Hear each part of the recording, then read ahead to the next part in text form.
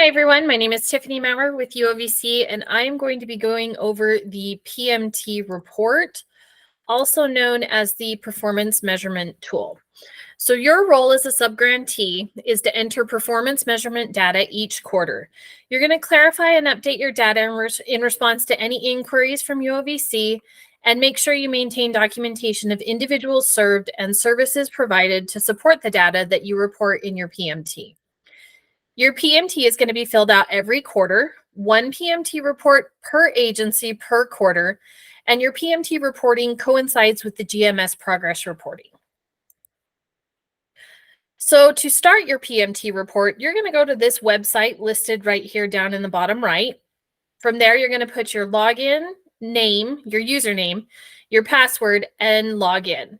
If you do not have a username and password, please get with your VOCA analyst to get set up in the system so that you can go in and do your reports. From there, you'll go to the second step, which is selecting OVC PMT circled in red.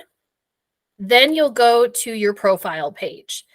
When you're ready to enter your data, that is where you're going to go along this orange tab you see right here and select the Enter Data tab. If you feel like you're not quite ready to start the process of your PMT and you're looking for additional information related to the PMT report, if you go back to the profile and then go along the tabs, you'll see that Need Help circled in red right here.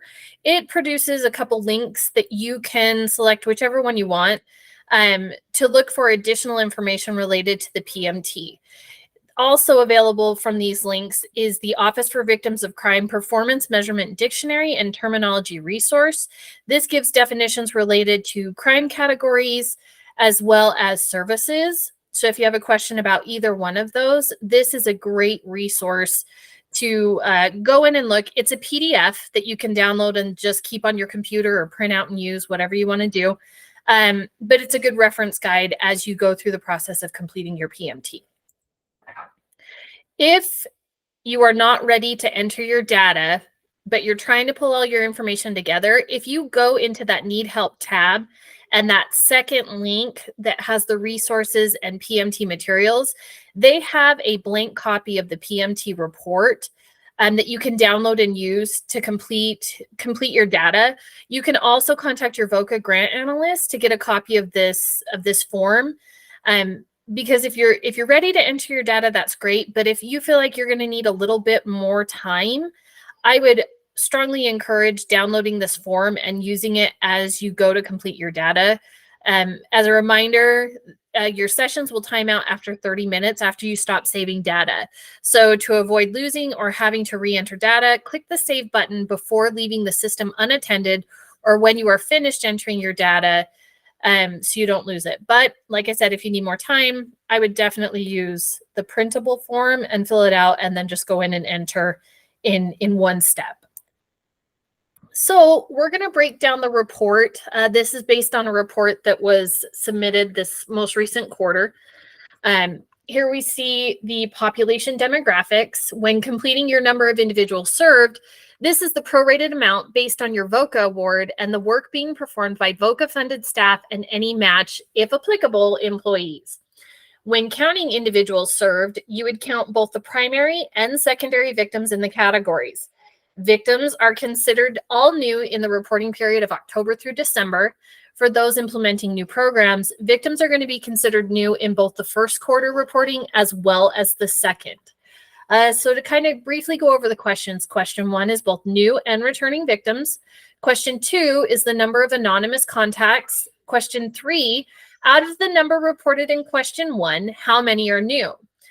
From OVC's Welcome Guide, the definition is that new individuals served during the reported period are an unduplicated count of new individuals who receive services from a subgrantee organization for the first time during the award period of performance for the first time, regardless of the number of victimization types or services provided. One box that you do not see in this sample is there's normally a box that's under question 3 that says if you cannot track new individuals, you can mark that box. If you mark that box, you need to start the process of making an effort to track and submit the data as requested as soon as possible.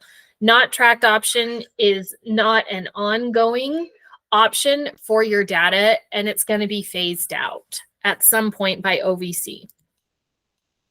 Here we see just kind of a run through of the different questions as you work through the PMT. You'll see the age categories, the crime categories, as well as that other.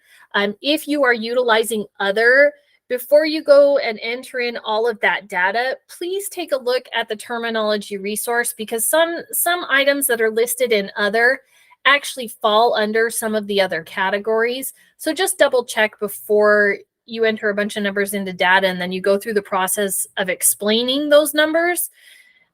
Because as we review your PMTs, if we see stuff that should fall under a different category, we'll unlock the report and then you have to go in and make those corrections. So just double check your stuff before you enter a bunch of stuff into other.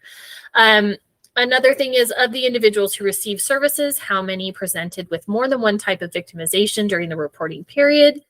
Special classification of individuals, just remember this is self-reported. So if you do not have anyone that self-reports any special classification, it's not going to be a mark against you. Sometimes that just happens and it doesn't tally the numbers. So the numbers in section C of question 5 don't correspond with questions 1 through 3 of your demographics. Direct services, number 6, number of individuals assisted with the victim compensation application during the reporting period. So here we have 9. One thing that I want to go over with respect to the compensation application question is, if you hand a victim a compensation application and you go through the form with them, whether they decide to submit the application or not, that counts towards your services on that. If you follow up with a victim regarding a compensation application to see if they want to continue with the process or see if they filed it, that's a service. So just make sure that you're not underreporting those numbers, because I'm sure a lot of you are doing so much for victims when it comes to these compensation applications, and maybe you're just not inputting that amount of services on there. So just make sure that you watch that. Question 7, select the types of services provided. This is where you're going to put, obviously, what services you're providing to victims of crime. Information and referral, personal advocacy and accompaniment, emotional support or safety services, shelter housing services, criminal civil justice system assistance. These are the listed categories you're going to be entering your data from. Under direct services, if a service is listed in both categories, system-based agencies will report in section E, and if your agency is a community-based agency, you're going to report that in section B. You'll see in the arrows, obviously we have them duplicated from 2 categories. So just remember, law enforcement interview is in both sections B and E. Immigration assistance also B and E, and depending on what your agency is designated is where you're going to report that data. Remember, once completed, to save your data and submit the report. And then just to finish up, common mistakes seen on the PMT report. I know I went over this briefly with the other categories, but again, use the VOCA terminology when you're entering crime categories to ensure you are putting in the right category. You'll notice here identity theft, fraud, financial crime. That's a very simple victimization type when you look at it on paper. But then when you look at the terminology and the spectrum of stuff that falls under that category, you may put stuff into other that very well could be falling under this category. Same thing with kidnapping, stalking, harassment. Really the only other crimes that we should see in that category are going to be false imprisonment, property crimes, theft, violation of a court order, as seen in the terminology. So just make sure that you're checking that.